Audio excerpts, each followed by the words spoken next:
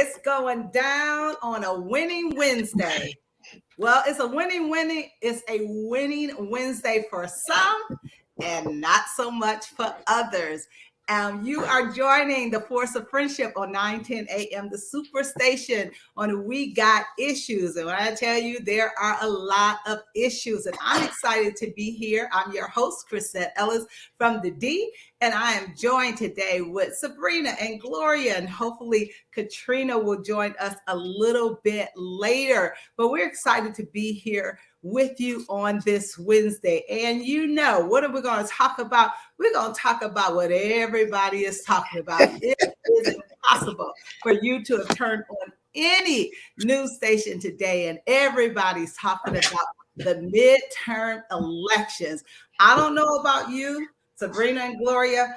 I stayed up until about a little after 1 o'clock, and then I went to sleep and woke up at 4 o'clock and turned the television back on, just thinking, just maybe, possibly, we would hear some more news on several of the elections that they're still counting the vote. Well, the election is over. The votes have been cast. However, there are still some states that we do not know the final results, and we may not know until next week. And so we're going to talk a little bit about that. And I mean, we had some firsts that happened on yesterday, and that's really exciting. The first African-American governor of the state of Maryland, Westmoreland, was elected, and we're excited to have Sabrina and Gloria talk a little bit about that because they reside in Maryland. I mean, that is so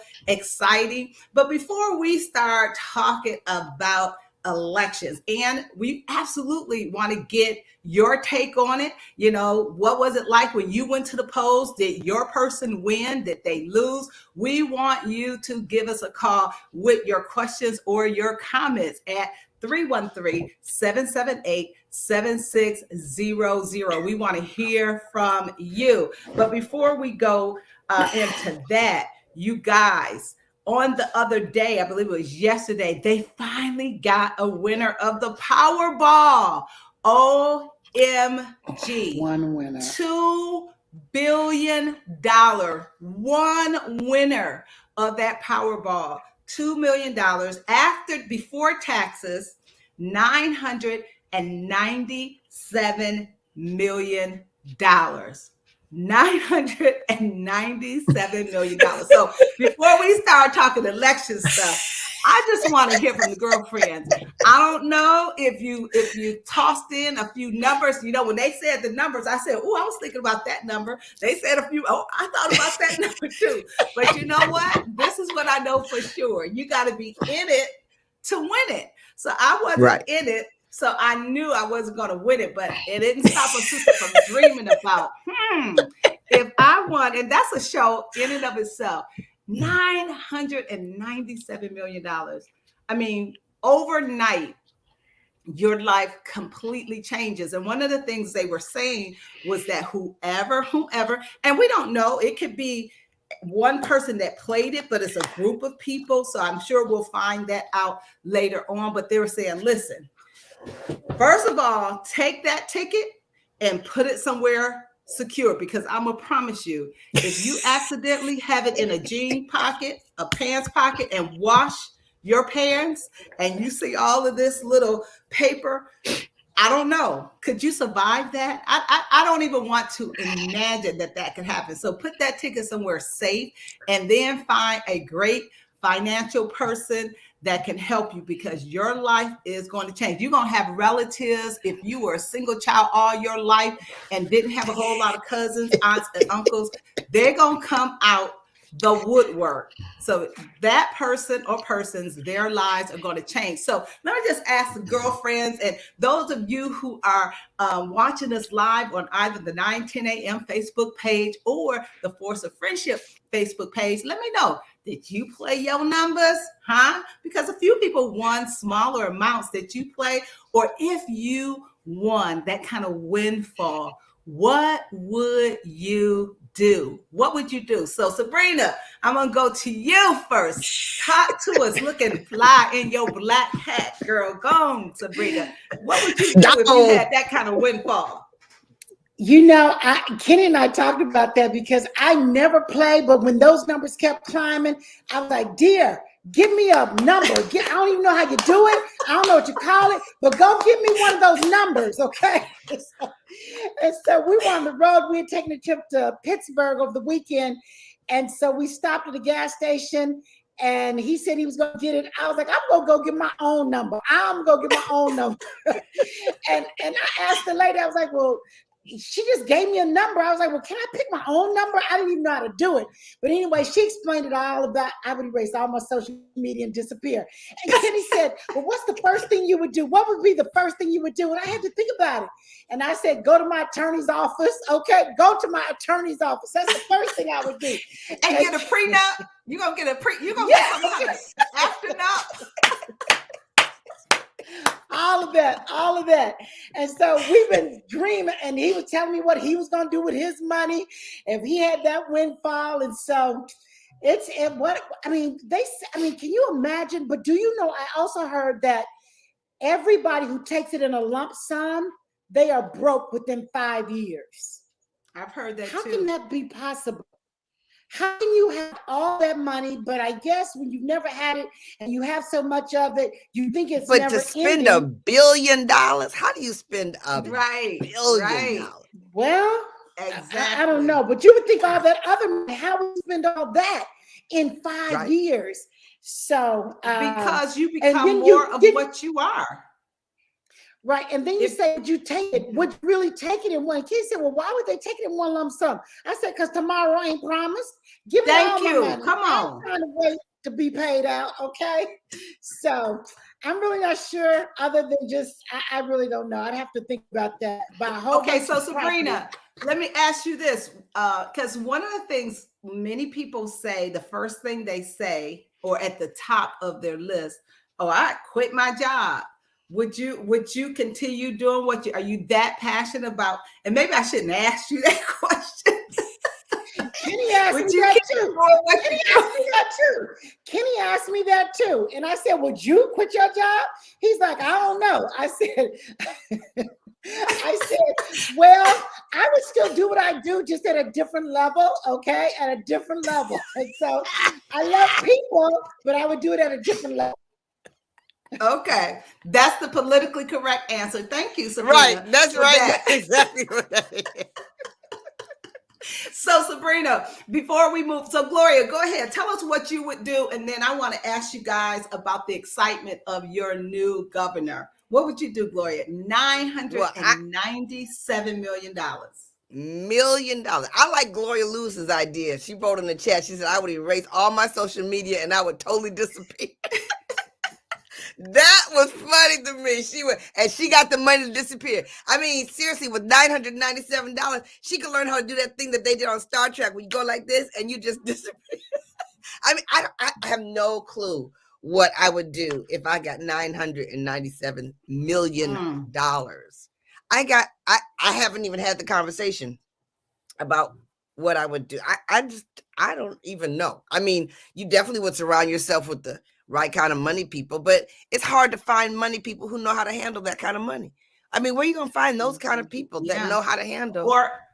And those that are integral, that would not, especially for individuals, if it's just a person and they got this windfall and they're not financially astute themselves, it would be so easy to take advantage of someone because there's so much money. You wouldn't even miss 100,000 missing here, 200,000, missing there. So you're and then whatever you spend the money on, you feel petty. Like if you bought some more clothes, you're like, oh, that was so petty. And then you buy some more diamonds, like, oh, that was so petty. And I mean, everything would be petty. And then if you give to one organization, somebody else is mad because you didn't give to that organization. So that's a nice problem to have. That's what I'm gonna say. Dorothy said she would collect anonymously, not tell anyone that she won. She'd buy a house, pay off her debt, then invest and donate to charities. And that's really good. The only problem is the person who won, it was in California. And in California, you have to divulge your identity. So you cannot be in certain states, you can be anonymous. Dorothy. For the rest of your life, you're going to not tell nobody. Because, Kim said, if you don't want nobody to know the secret, don't tell not one person. Because the minute you tell one person, it's over. And not to tell not one person that you got $1 billion. And all of a sudden, they see you in Jamaica just living your best life. That's you know what? I couldn't hold, I'm really good at holding some stuff. I couldn't hold that. I mean, I couldn't hold that because I would do things with, what I'm saying? It would just be, out there and you would know something. Hey, like we say, I would come on, we got issues. Gloria, you would look at me. Sabrina, you would look at me. You like, oh yeah, you got some money. I can smell it. I can see it. You got some money. Okay. So no, it would not be a secret. Absolutely not. So talk to us. The force of friendship -1. The force of friendship -1 on 9:10 a.m. the Superstation. Okay. There you go, being messy. There you can buy the station and call it whatever you want to. That's right. Okay. You can have anything you want to. Absolutely. So talk to us a little bit about this new governor. I don't know a whole lot about him. They just did an interview with him not too long ago on CNN. He's, very well spoken. Evidently, right. He's very well loved, considering he is the very first African-American governor in the state of Maryland. So talk to us a little bit about him and what you know about him. I know, Sabrina, you had an opportunity recently to attend some kind of party where he was there. Talk to us a little bit about that. Yeah, we really just have been on, and we've only been in for a short amount of time, but definitely came at the right time because we were able to meet Wes and his wife. They have 2 amazing children. Amazing. And he's just the family, the whole family unit. He's charismatic. He's a genuine guy, junior college graduate, served in Afghanistan. What else, Gloria, about him? But his resume is different. He never served as a political. Because he was a CEO of a nonprofit organization. And Sabrina's point is really well taken, that he has a very different journey to the position of governor because he's never served in political office, right, Sabrina? No. Wow, that's amazing. And he's so warm, in this climate that we live in right now. It's amazing to be able to embrace somebody who's so warm. He left that speech for his children that was so amazing. His wife is, and I haven't even met them, but just the feeling that they give. And I remember when he hit the scene, we know a lot of people in the political scene in Baltimore, and you could never find anything negative about him. It was an awesome thing to watch him rise to this position, for him to be the third Black governor. Wow, that's so powerful. I mean, to be the first African-American and only the third in American history has there been an African-American governor. We're going to come back. We're talking about the elections, midterm elections on We Got Issues, 9:10 a.m. Julia says from Jamaica. We're going to take a break and we'll be right back.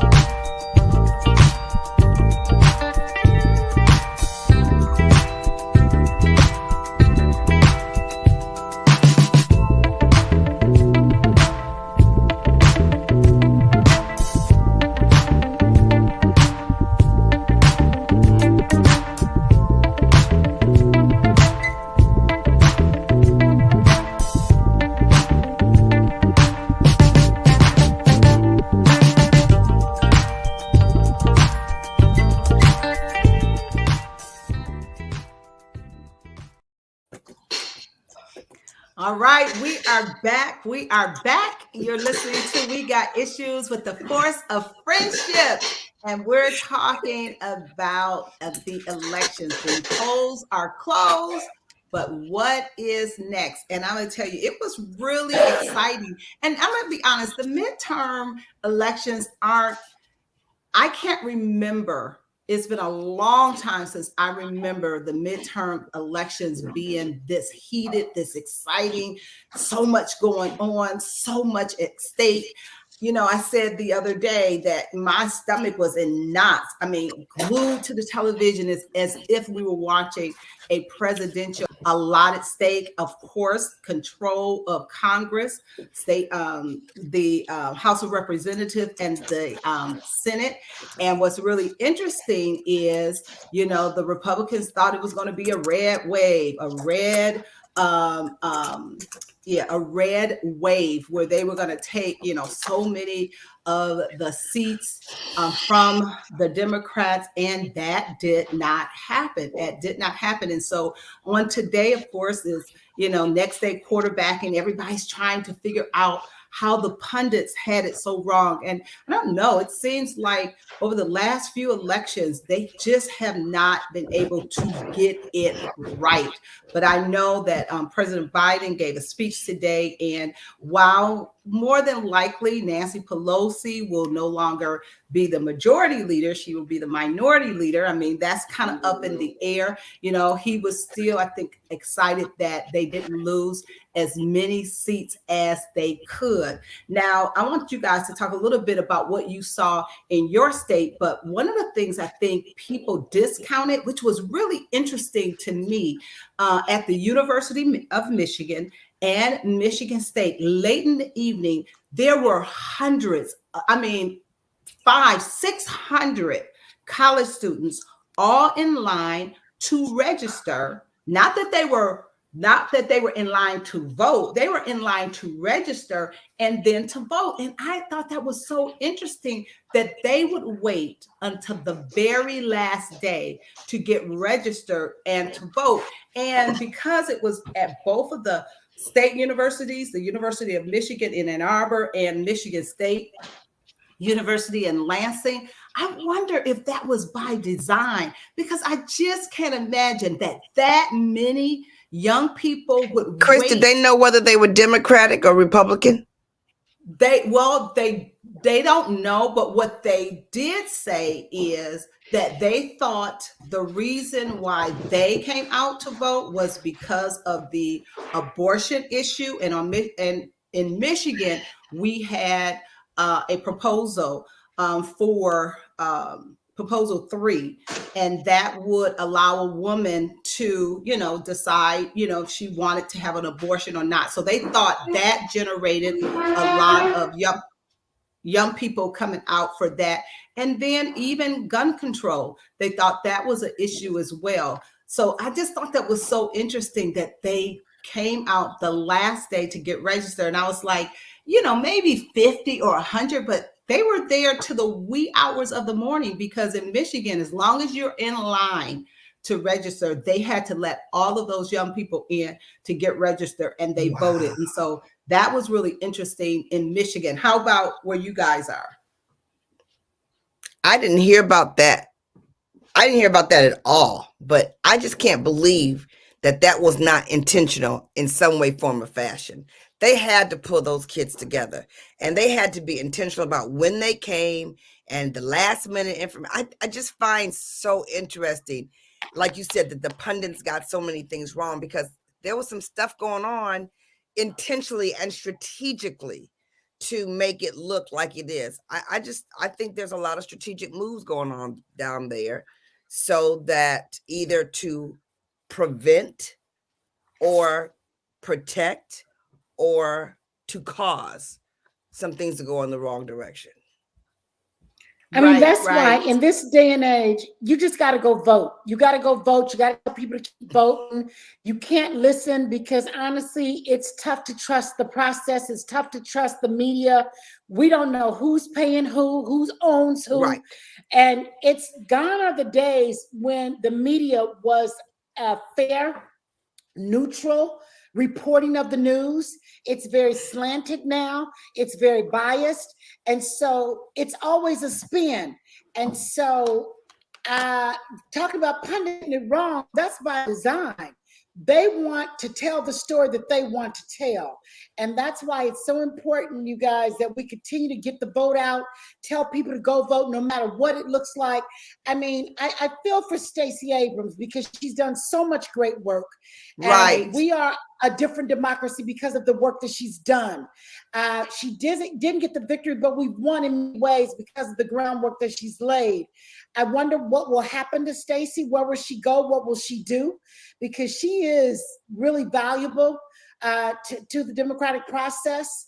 And I just am sorry that it didn't go her way, that she didn't get the victory. But you know what, when Sabrina? chips were down, she kept saying, "Go to the polls." Yeah, right. What were you going to say? But she's young. She's extremely smart. And no doesn't mean never. It just means not right now. She has an extremely bright future ahead of her. But what I am going to say is, we know that there's going to be a runoff between Herschel Walker and Raphael Warnock. That she with, going to, underserved areas and getting them to vote, it will probably, fingers crossed, serve Raphael Warnock more so than Herschel Walker. And so, the question I have is, will there be that fervor to get out and to go to the polls again? What are the numbers going to look like in Georgia? Because, it's going to be so important for the Democratic Party. That would just be a blessing for them to be able to win that seat. So that's going to be an election that all eyes are going to be on, Democrats and Republicans. I think I have two things. I really would say publicly that, when I see a disappointment like Stacey James, I always say to myself, God is in control and he's got something else planned that we have Stacey no Abrams. clue. What'd I say? That's Stacey her name wrong? No, you said Stacey James, but you meant Stacey Abrams. Oh, I did. Oh, I meant Stacey Abrams. And so I just really believe when I saw that, my heart was really broken. But I've seen that happen in the past where you get so disappointed at what happened and they're called to something else that we have no clue what she's called to do. I think her platform is very, very huge. And to answer your question, Chris, I think there's going to be a fever in Georgia because now all the Democratic power can go to Georgia. All the Republican power can go to Georgia. It's going to be a fight for the financial piece of it. I'm already getting my text, like I'm sure everybody else is. There's going to be a big fight for the financial piece, but it's going to be another situation, I believe, that will cause division before it comes together. And it's going to be another legacy for Biden to navigate this, because he did a great job navigating the speech that he gave today. The big deal was Trump is mad, ticked off, yelling at people, and Biden is cool, calm, and collected. So it's going to be interesting to watch this fight, because that's what it's going to be. It's going to be, how does the fight get won? That's what I feel. That's what I think. Yeah. That's it. Stacey James. Lord, that's funny. And you know what? Not hate, but when you see other people get in the race, the gentleman, and I can't think of, maybe you guys can call his name, the guy that was running independent, and he took, 90,000 votes or whatever. I just thought, had he not been in the race, would it have been as close as it was? Would Raphael Warnock had come out the victor had there not been, an independent person in that race? So, and I know it's America and everybody can, run for office if you qualify to run, but sometimes, they know they're not going to be able, they're not a real contender. But this is America. But one of the things I know, a lot of conversation today was the fact that the Democrats showed up. I mean, they said this is one of the largest midterm elections in so many places that than before, that Democrats really showed up. And they said that one of the reasons why they think the Democrats really came out is when Trump started getting in the mix, and when he started to go and to stump for a lot of the Republican candidates, that fueled the Democrats. And so, you know, that was exciting. But this is another thing that came out, is that Trump-backed candidates underperformed. And, you know, I'm going to tell you, I was a little nervous, and we talked a little bit about this yesterday when they were interviewing some of the voters. I think they were interviewing in Nevada, and they were talking about, you know, what their number one priorities were. And, you know, they were saying inflation, you know, border control, the schools, those were the things. But from what the pundits are saying, inflation was big, but it did not end up being the biggest reason why people went to the polls. So when we come back, we're going to talk about some of the reasons why people voted the way they voted on yesterday. You're listening to We Got Issues, 9:10 a.m. the Superstation. We're going to take a break, and we'll be right back. And we want you to call in and give us your opinion of yesterday's election. 313-778-7600. We'll be right back.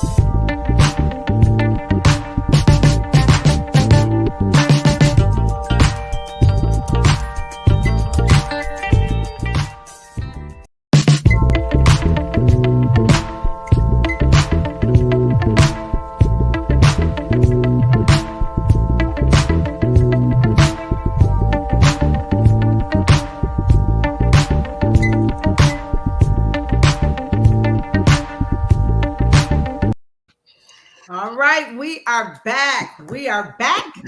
You're listening to We Got Issues with the Force of Friendship. And we are talking about the elections.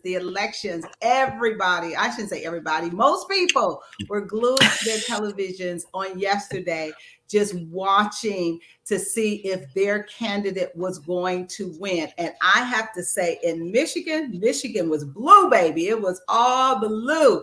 We retained our governor, Gretchen Whitmer. She is still the governor. We retained our Secretary of State, Jocelyn Benson, as well as our Attorney General, Dana Nessel. So all of those were returned to office. And so they were really, really excited about that. And so Michigan, they got out and they voted. And so, you know, when I was listening to the different pundits on the different stations, and they were talking about the reasons that, you know, people really got out to vote. And one of the things they said, well, maybe it's not the top, but because of it being such a great turnout, they said that democracy was absolutely on the ticket this midterm, democracy. And one of the things that they said was the fact that people are tired of the bickering, the back and forth. And, you know, with a lot of the Republican nominees that were saying that the election was stolen, that there was fraud, that it was kind of like a referendum on those individuals, even within the Republican Party, of, hey, enough is enough. You know, democracy works.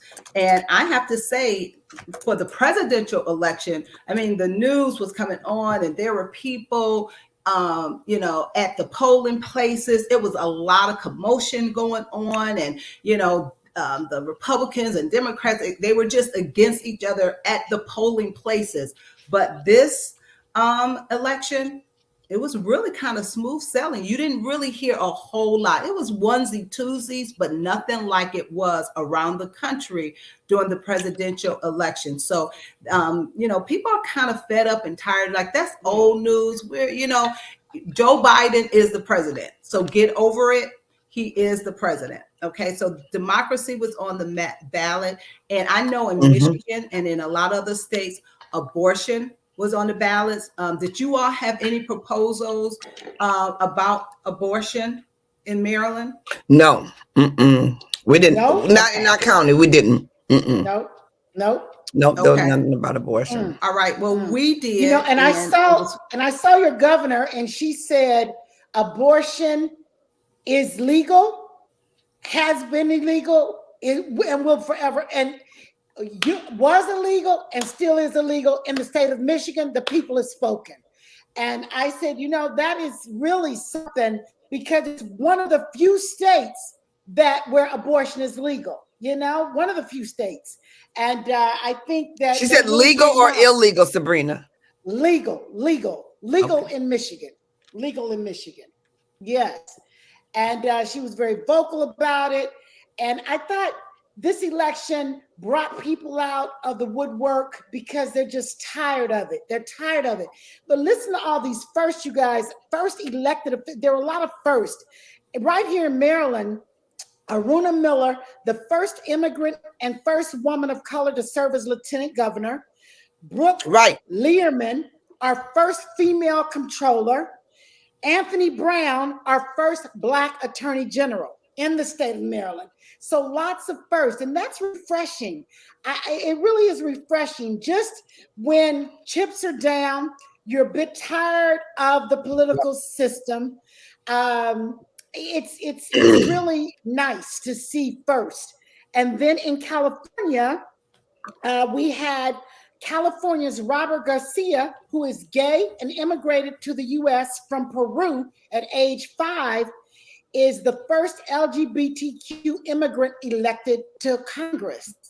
The first LGBTQ immigrant elected to Congress. And so the variation, the differences, people from all walks of life are making a difference. And I think that is a good thing in Sabrina, USA. When you bring that up, it brings to light that we switched from a Republican governor to a Democratic governor, and our Republican governor was the governor that sent the troops to the Capitol on January 6th.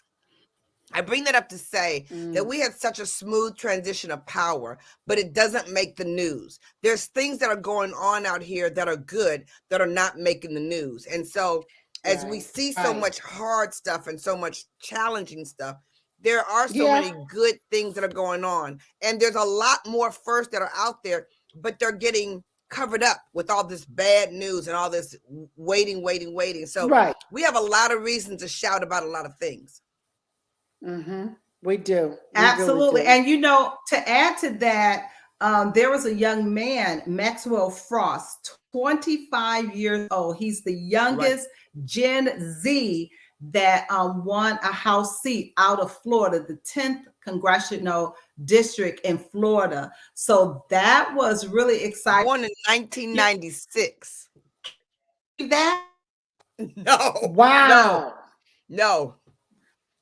That's crazy. So isn't that crazy? So that's just exciting that young people, Generation Z, that they are getting involved. And you know what? It also is proven to us when you look at some of the people that were elected, it's not always, old school is you were brought up in politics, you were groomed for politics, your father was in politics, your mother was in politics, and it was around you all your life. Well, looking at what's going on in today's elections, it doesn't necessarily mean that you were groomed to take that position. You become passionate about your community, passionate about issues, and then you decide that, hey, I want to do something about it. And so that's refreshing because some of the old rules have been broken. Right. So if you decide that you want to run, it doesn't necessarily mean that you have to, come from a Ivy League school or again, have a background in it. So that was exciting that this young man at 25 years old, he is going to be representing the 10th Congressional District in Florida. So that was exciting, you guys. Anything else? Chris, what about when you talk about old rules being broken? But then I like some of the old rules, like being a gracious loser. If you lose a race, call the opponent, wish him well. The best man won, the best woman won. Where did all of that go? Has anybody heard from Dr. Oz yet? Has anybody heard from Dr. Oz? Okay, Pennsylvania. No, I don't know that we've heard, but Sabrina, talk about that race with Fetterman and Oz. That is one that we absolutely have to take a few minutes and talk about because literally that was a referendum on Dr. Oz. Because, for him to move to Pennsylvania and think people were just going to be like, oh, yeah, you've always been, a Pennsylvanian.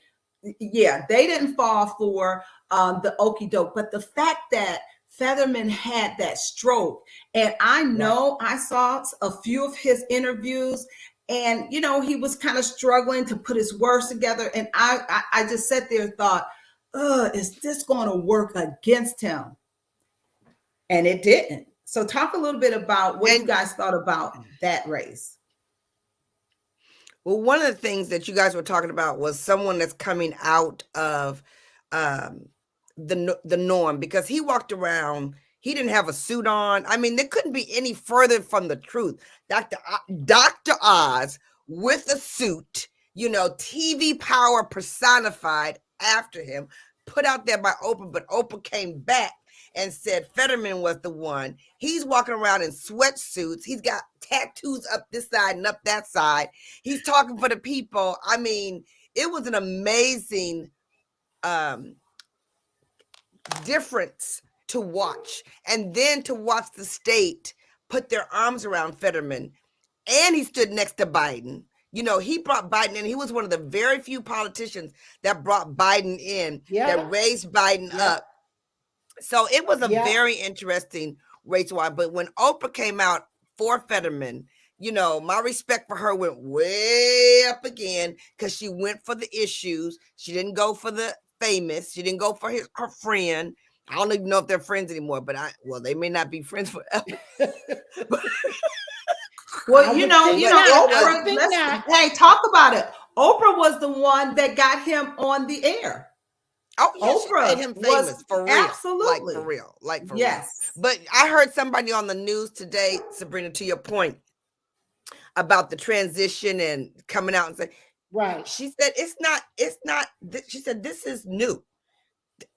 We're not bringing back the old way. We're bringing back the way we've always been, except when Trump was in office. She said when Trump was in office, that's when it all went out the window, where it came to welcoming the right people and making a smooth transition of power. So they're hoping that it's going to swing back the other way. That's what part of Biden's point was, which was quite interesting during his conversation. But it's sorely missed. It's sorely missed. It's another big divide. Wow. Yeah. Oh, this is such a good conversation. Oh my goodness. When I tell you the elections was hot. Lots of issues, lots to talk about. We want to hear from you. We're going into our last segment. So give us a call at 313-778-7600. Give us your question or comments. We'd love to hear it. We're going to take this break and we'll be right back.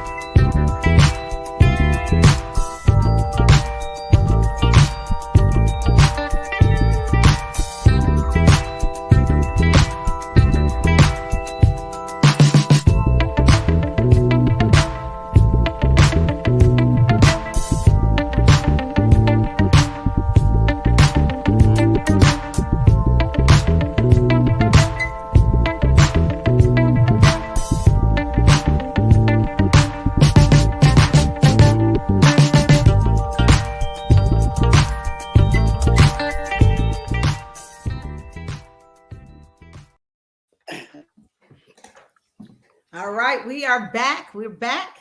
You're listening to We Got Issues. I'm hanging out with my girlfriends, Sabrina and Gloria. We're missing Caterina on today and sending some special thoughts and prayers to Caterina on today in the loss of her cousin. So we're praying for you, Caterina. So let's continue this conversation. We only have a few minutes before we are done for today. But what do you guys think about Ron DeSantis? OMG. When I say he took Florida, he breezed through Florida in spite of President Trump calling him Ron DeSanctimonious. And you know, everybody is kind of leaning in to find out if former President Donald Trump is going to run for another term as president. And, word on the street is Ron DeSantis is looking at running for president. Now, that right there is going to be an interesting dynamic. Okay, you guys, what do you think about that? Okay, so let me say this. When I was in Florida a week and a half ago, and Ron DeSantis' wife did a commercial on TV, it's clear she wasn't talking about governor of Florida. She was completely positioning herself. She told her whole story, and I didn't know her story, and it was clear. It's going to be very interesting because all of a sudden now Trump is claiming Florida when he was claiming New York the first time. Now he's claiming Florida this time. And he's coming out with both guns. He's trying to take them out before that. But People magazine came out today with a hard article about how mad he was. This midterm election not going the way Trump wanted it to go is a really bad place for him, especially the ones who said that the election was stolen and they still lost. So he's got he's got more of an uphill climb than he anticipated, ever wanted. And does it seem as if, Sabrina, that, he still had some supporters, but, just listening to some of the Republican pundits who were just total Trump supporters, and I mean, everything, they justified it, he could do no wrong. But when I'm listening, now they're kind of pulling back. It's almost as if they've awakened out of the clouds or whatever, and now they are, speaking truth about who he is and how he is a drag on the ticket. So what are your thoughts, Sabrina? I don't know. I don't know. I don't trust. I think he's still got a big pool. I think he's still got a lot of supporters. It was interesting how many voters split the ticket. I mean, we've got a lot of voters who are not true to a party right now. And so I don't know where they are with their thoughts on Trump, but now, Chris, I'm not buying that they're really pulling away. He got a whole bunch of people who are on his side, and he's got a big base out there. I think being politically correct and being a little smart right now, because they've got to dance with those who brought them to the party, so to speak, right now. Right. But I think these next couple of months are going to be very interesting, very interesting. And so there's a lot of work that the Democratic Party has to do to get ready for 2024. A whole lot of work. Yes. And there's a lot of work that the Republican Party has to do. Because, it's interesting that Mike Pence is starting to become vocal now.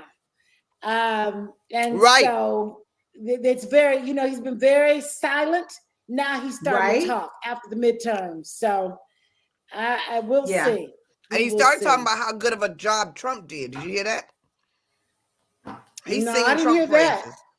Yes. He is? Yes. He was talking about how well Trump did. He's not being silent about Trump at all. How well he did win during the insurrection? No, it was when he was campaigning for the midterms. I don't know. Right, exactly. When they were talking about Mike Pence. Mike Pence. Okay, I mean, how? Okay, yeah, how well they did when they, were trying to Storm kill the him. Capitol, right? Yeah, I mean, what? No, I hadn't heard that, Gloria. I hadn't heard that. yeah, He needs to that's not even sad, go baby. there. Sad.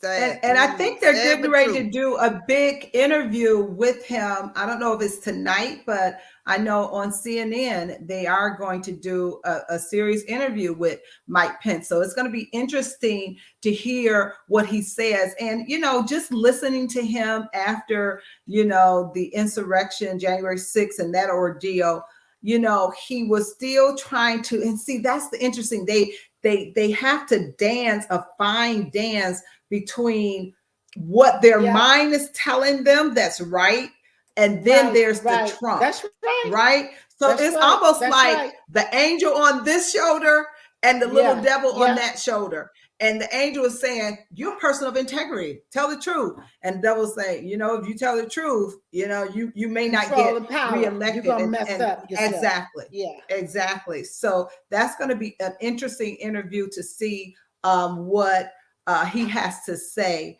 about, the climate, where we and going on. Interesting, some of these Republicans that got elected, they are feeling that they're not beholden to President Trump, especially Ron DeSantis, because he did not stump for Ron DeSantis. And right now, how President Trump does it, he comes up with a little nickname and hope that it sticks. And it's just amazing. That saying, politics makes strange bedfellows. When you think about when he was running for office and all of the names that he called his opponents, and now they are just all lined up and they have to go and kiss the ring. I was like, I don't know if I could do that. I don't know if I have that kind of emotional intelligence, but I don't know if you even call that intelligence, but that's where they are. So go ahead, Gloria. No, I didn't want to say anything. Go ahead.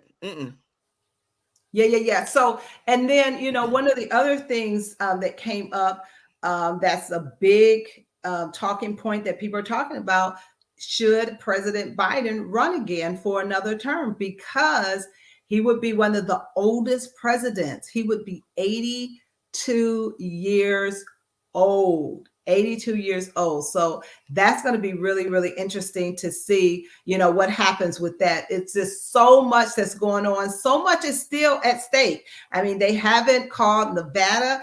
They haven't called Georgia. And I don't know, have they even called Arizona? So there's so much still in the wings waiting to be decided. And so we're going to be glued to the television until we know the final numbers of the election. So thank you so much for tuning in to We Got Issues, hanging out with us on today. We'll be back tomorrow at 6 p.m. And we, again, want you to have an amazing day. And we'll be here tomorrow from 6 to 7 p.m. Good night, everybody. Ciao.